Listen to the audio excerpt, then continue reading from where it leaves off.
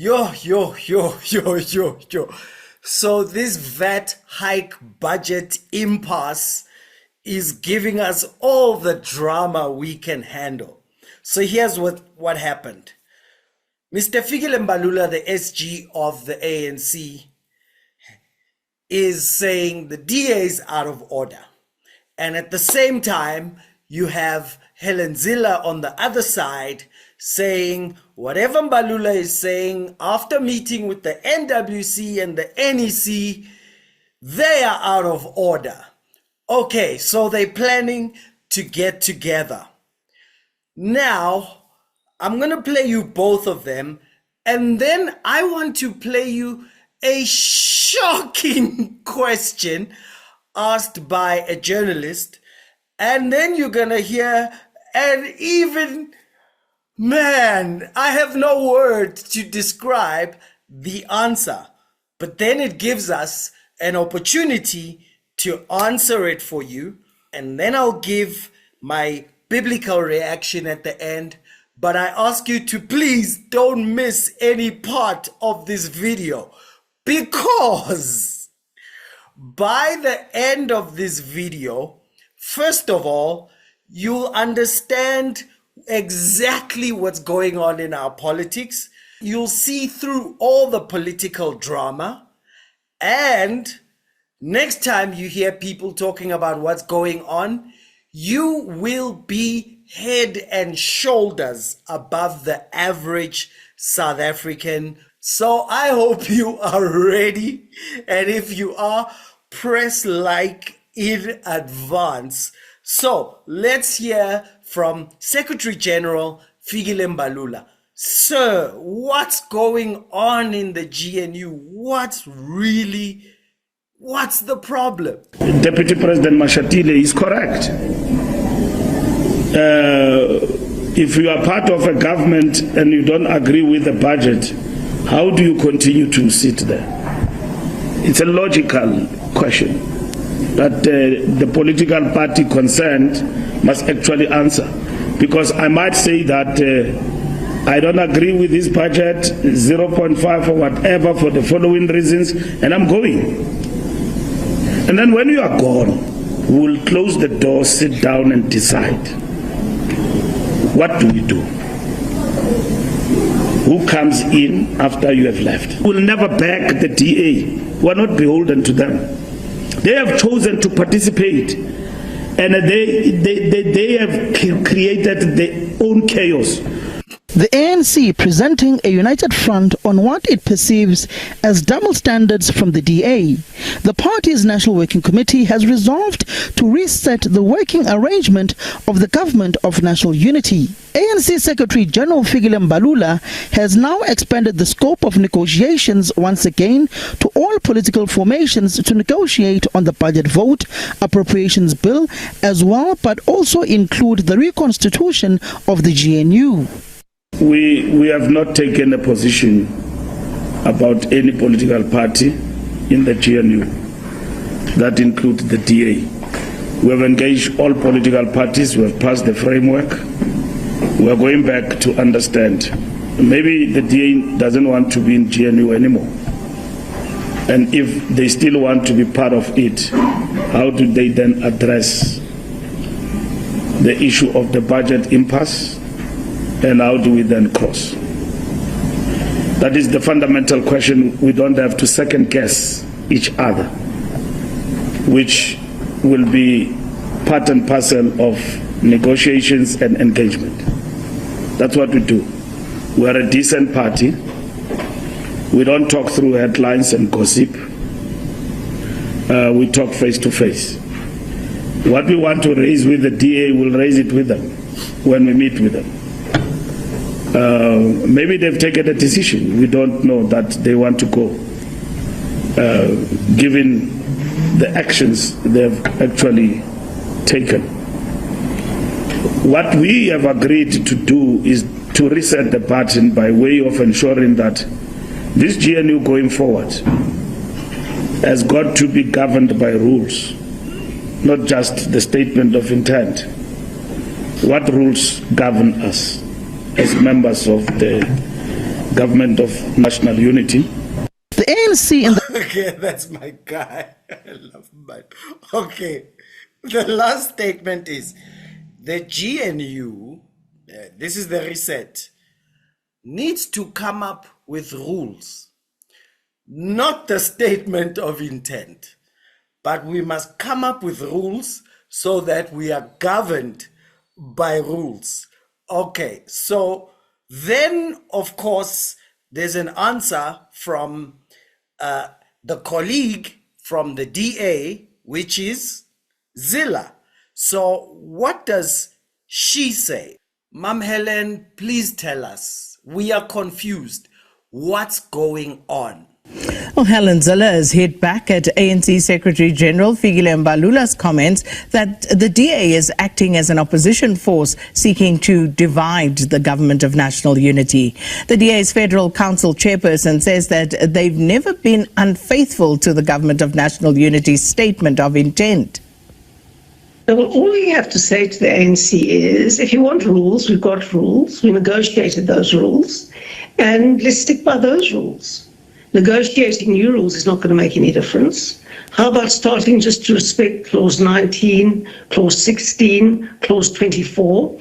This is what I raised with Fikile Mbalula on the Tuesday after the 14th of June last year on your program. And he did not seem to know what those clauses said. And I think that it's time the ANC took a good read of the statement of intent, and it's time that we stuck by the first set of rules that we've got. And the ANC went behind everybody's back in the GNU to negotiate with partners outside the GNU to look for votes elsewhere.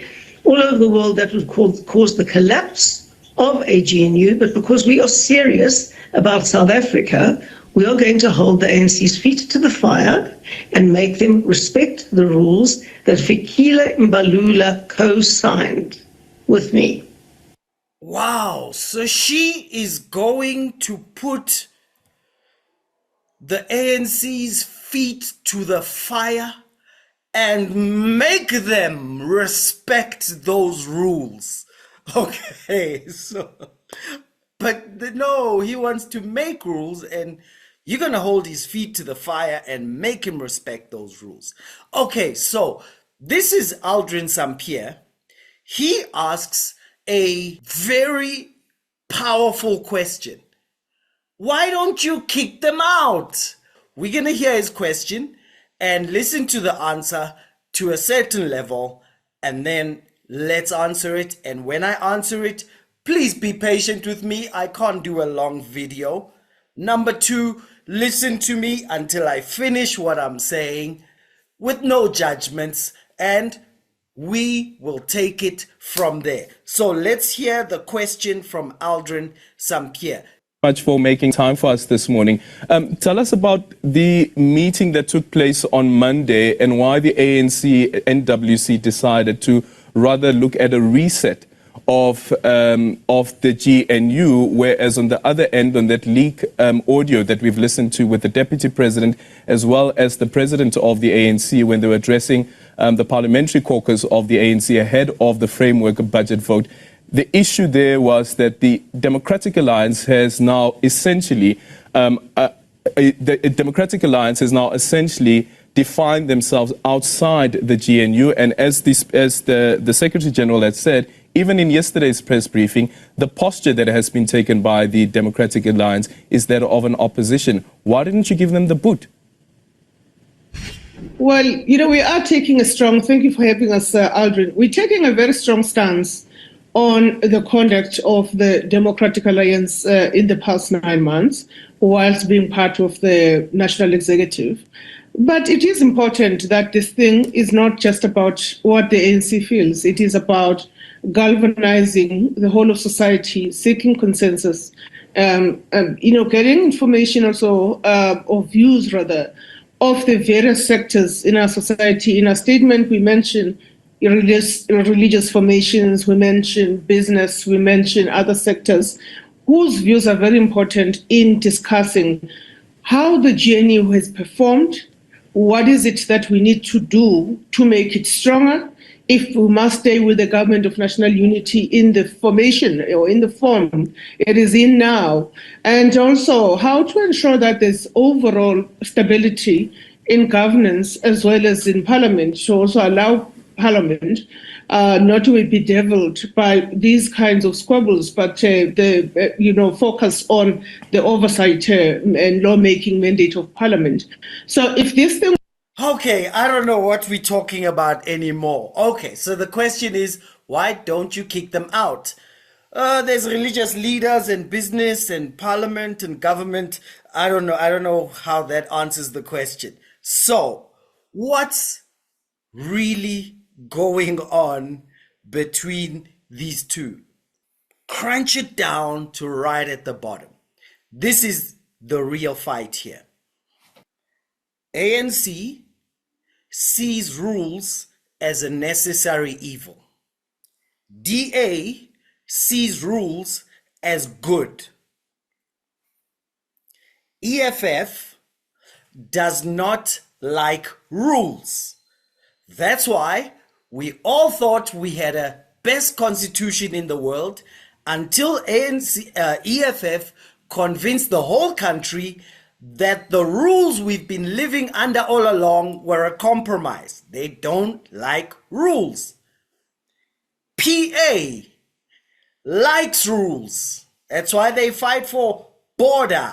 They fight for, they throw ridiculous stuff when they're doing politics, but they're like, we must kill the murderers. They like rules. MK does not like rules at all. It's the first time we heard, scrap the whole rule book. This whole constitution is a mistake, all of it. We just cancel all the rules, make new ones. They don't like rules. ACDP likes rules. IFP likes rules. Freedom Front likes rules. Now, ANC at least sees rules as a necessary evil that you need to move and massage nicely so that they serve the revolution. Now, politics is like boxing, is like soccer, is like whatever else. Politicians are allowed to exaggerate, they are allowed to twist the truth, they are allowed to manipulate. They're politicians. They need to get the votes. But why has the DA been losing? Because ANC doesn't like rules, but sees them as a necessary evil. DA likes rules. They think we're in boxing, let's fight politics, but I can't punch you below the belt. We're in soccer, I'm trying to score, I can dribble, but I can't be offside. We're playing whatever the game is, I play, but I can exaggerate, I can play victim, I can manipulate, I can do politics, but I got to stick within the rules. ANC gets outside of the rules. It's allowable to be outside of the rules because the ANC is a Marxist organization. Marxist philosophy sees rules as oppression. If a political party is not Marxist, they see rules as protection. That's why after the ANC took over, they changed the police from a police force to a police service. Why? Because police deal with rules. And if you see them as oppressive, then let's see how we can make them less oppressive. Okay, these people serve me. They don't enforce rules, because that's what a police force does. But no, they serve me. That's why over the years, under ANC government, government, which means to govern, we've all been brainwashed to think the biggest important thing is service delivery, not enforcement of rules, because ANC sees rules as a necessary evil, DA being the biggest rule-loving party is now in the GNU. So now they fight. ANC talks about everybody, which is fine as a politician, but the shocking question that's asked by the journalist is, why don't you kick them out? What if we actually checked the rules? Because we know this is what GNU is. Okay, start at number 18. The GNU shall take decisions by consensus. Decisions, everybody must agree. If not everybody agrees, the principle of sufficient consensus shall apply, which means the GNU has not made any decision until 60%. That's the rule 19 we were told about. Until 60% agrees, then the GNU can take the decision. Okay, who signed Bella Act? A member of the GNU without consensus. Who signed expropriation? A member of the is that a decision? Of course it is. A member of the GNU without consensus. Who has now made the budget? A member of the GNU without sufficient consensus. Okay, when the president picked his cabinet, the president shall, in constituting the executive, take into account the electoral outcomes. All right, ANC got 70, 60 something percent of the executive. The DA didn't get something close to 20. All right, so a member of the GNU in doing the executive played politics, but enough to be outside of the rules. 24 said, in keeping with the spirit of an inclusive JNU, now only 3 parties, ANC, DA, IFP, signed this. It is agreed that the composition shall be discussed and agreed among the existing parties whenever new parties desire to be part of the GNU. After signing this with DA and IFP, the ANC did more than politics. They broke the rules. They went and invited everyone else without agreement based on the rules. So they punched below the belt. They went offside. They did a foul. But now, here's the interesting question that Aldrin Sampier asks. He asks, if you don't like what they did, why don't you kick them out? Let's check the rules. The rule says the party must establish a dispute resolution or deadlock breaking mechanisms in instances where there's disagreement. But the journalist does not say, have you taken them to dispute resolution? Does not say, are you taking them to deadlock breaking mechanisms? He asks a question that's completely outside of the rules. Just like the SG said, statement of intent is not rules. We need to now make rules. Now, I'm not judging anyone for playing politics. I'm merely trying to educate you about the philosophy that's causing the clash. One of them thinks rules are oppressive. The other thinks rules are protective. There are other parties in the GNU who agree that rules are protective, but because they are in a weaker position, they're not fighting very hard.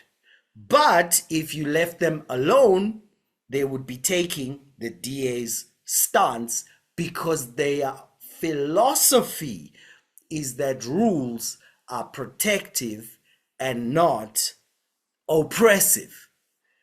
It has a name. You can actually measure it. It's called the Rule of Law Index. So you can actually measure how much people see rules as protective or oppressive. Now, look at this. The Rule of Law Index. Let's check which countries are at the top of the Rule of Law Index. In other words, that see rules the most as protective more than oppressive. There we go again. We go to countries that are wealthy and rich and well established. Denmark, rich. Norway, rich. Finland, rich. Germany, rich. Third largest economy in the world. New Zealand, rich. Luxembourg, ultra rich. Netherlands, rich.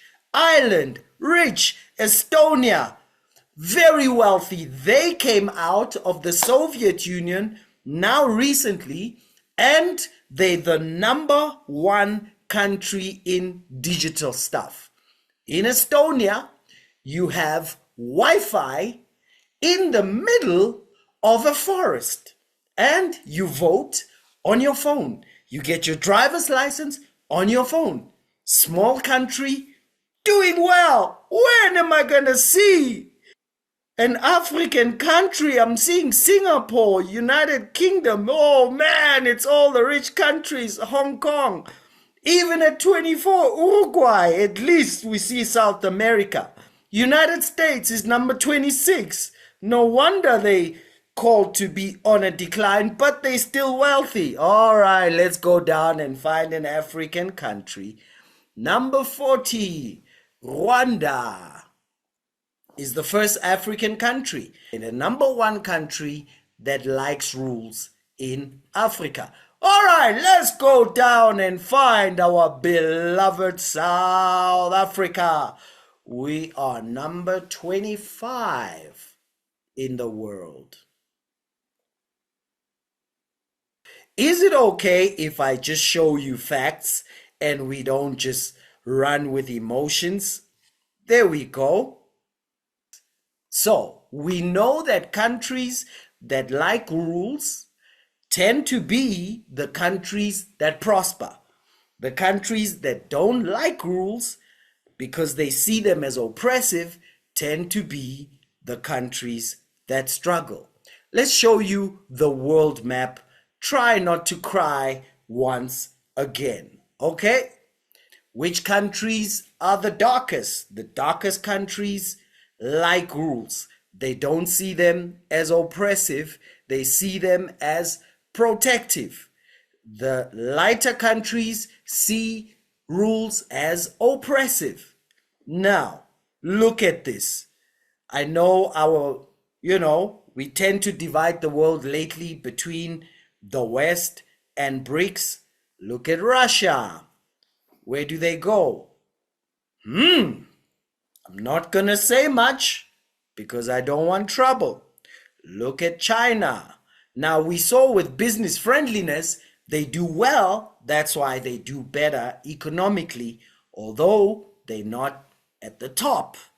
Especially when you check how wealthy each citizen is. China, I ain't saying nothing.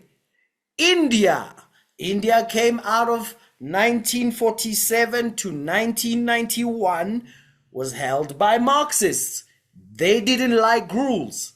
Since 1991, it's been getting better in terms of liking rules. I'm not gonna go in and show you. And then we have Brazil, not so good.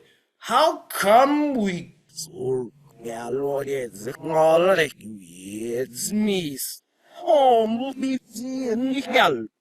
Okay, so, or which countries do people end up moving to?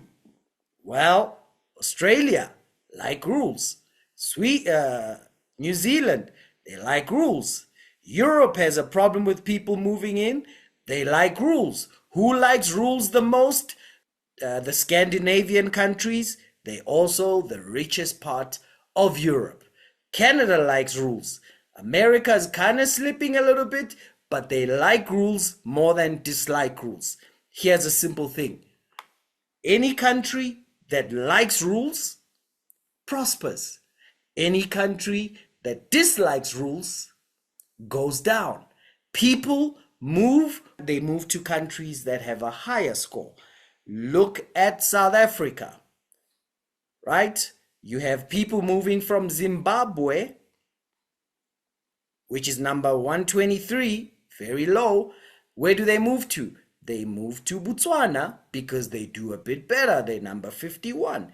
They move to South Africa because we're slightly worse than Botswana and they are slightly wealthier than us, but they have an unemployment that's almost as high as ours. Now, you look South America. What's the best country of South America? It's called Uruguay. They do well in every area.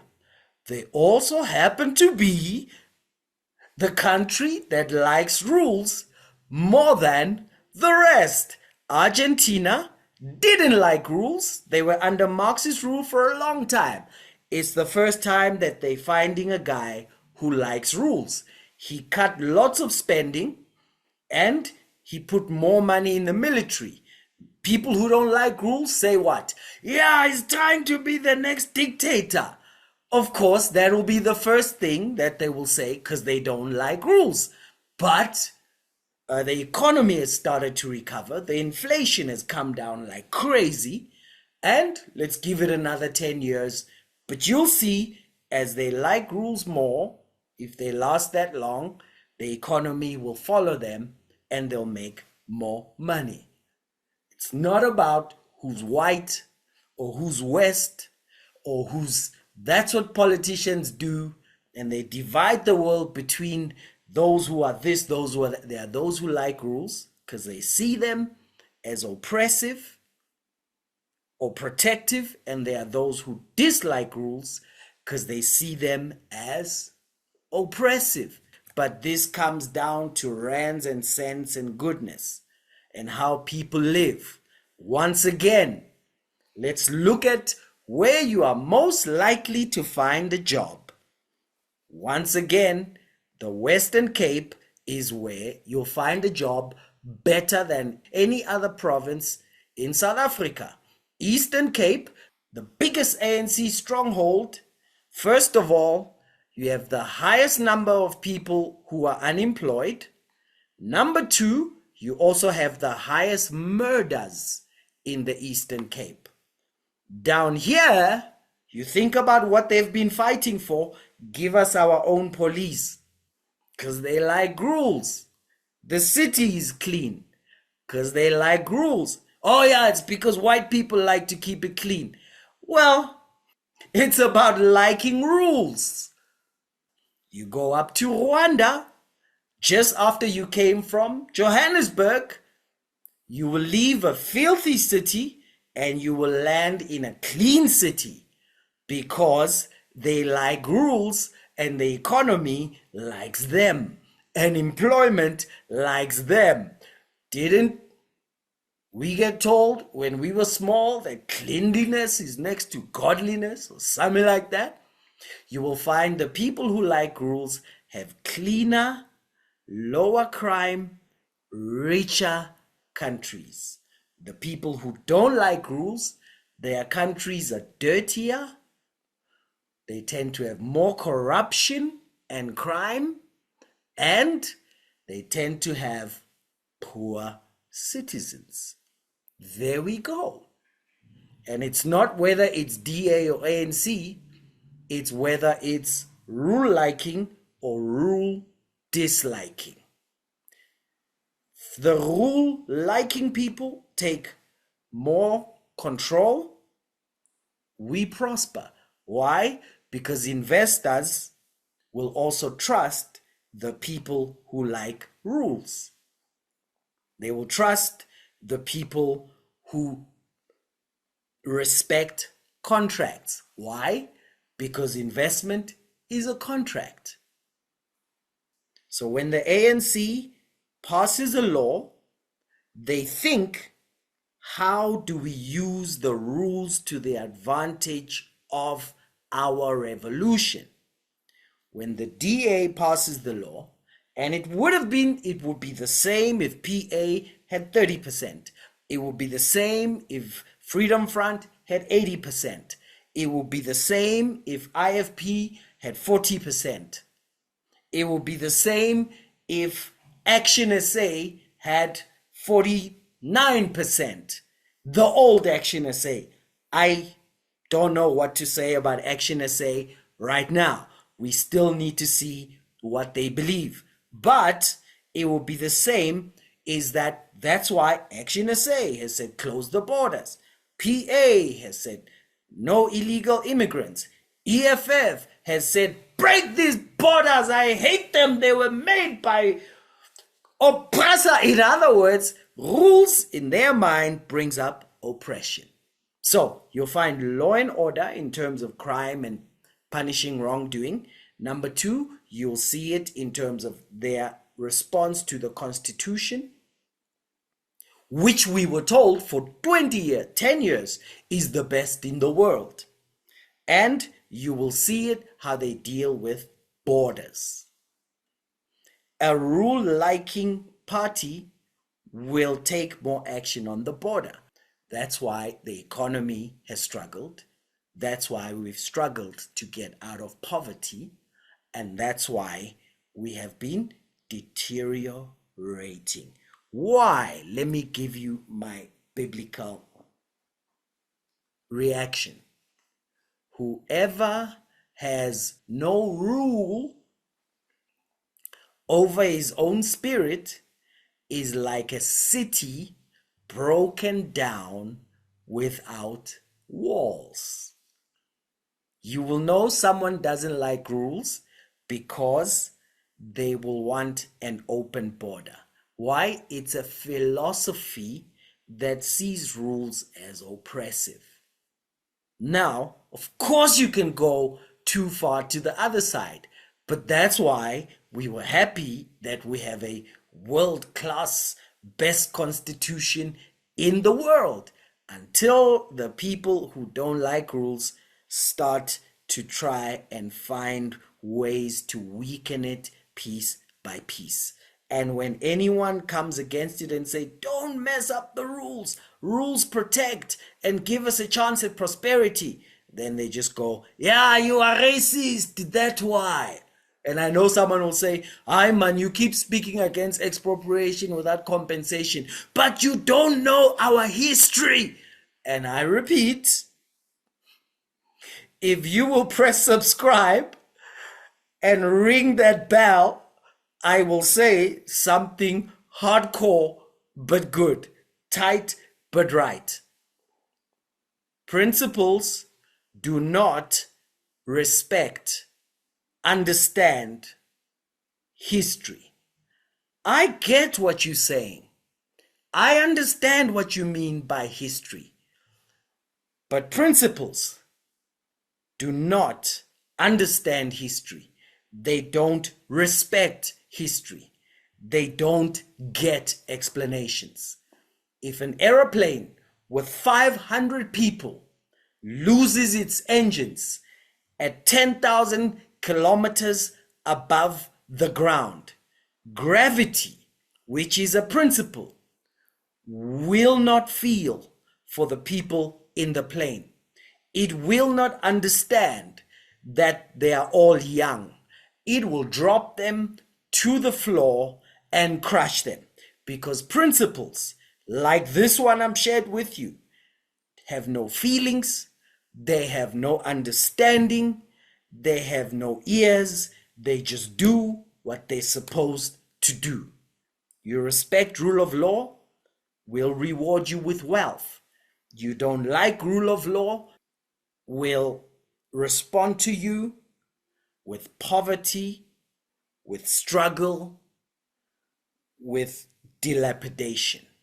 He who has no rule over his own spirit is like a city broken down without walls. Wisdom rests in the heart of him who has understanding, not just emotion. That's why I show you facts, so you get understanding. But what is in the heart of fools is made known. But look at this. Righteousness, doing the right thing, aligning with correct principles that bring prosperity. It exalts a nation. It lifts it up. But sin, in other words, breaking the laws of business friendliness, breaking the laws of rule of law, and which corruption is inside of there, is a reproach, is a shame, it's a disgrace to any people. That's why in 1994, we were the most respected country in the world, because Tata led us to align with the principles that uplift a nation. Since then, we have been chopping away because of parties who see rules as a necessary evil and dislike them. We've been getting poorer. We've become a nation of disgrace.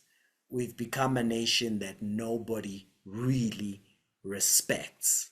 So, here's what I close with. No one, no man can serve two masters. Because he will either respect the one and disrespect the other. He will honor the one and dishonor the one. He will love the one and hate the other. So listen, if you're a believer, you cannot serve God and Karl Marx. If you want a prosperous country, there is the principle. Righteousness, liking rules because they are protective. That philosophy, it exalts a nation. So let's exalt our nation. Let's make history together. Okay, I've said what I can say. Let me hear your thoughts at the bottom, and we'll see you in the next video. Cling, cling. Don't just subscribe, but ring that bell so you don't miss the next one. Bonsai Shongwe here. Cheers! Goodbye! Let's go up to number 1. How about it? Let's go up to number 1. Tell somebody to tell somebody to tell somebody. We're tired of fighting and being angry. We want to be number 1. Let's beat Denmark. How about it? 2050, we've beaten Denmark, and we are number 1 for business friendliness. We are number 1 for rule of law, and we're number 1 for money. And the lowest amongst us earns 50,000 rands a month, and then we call that one poor. How about it?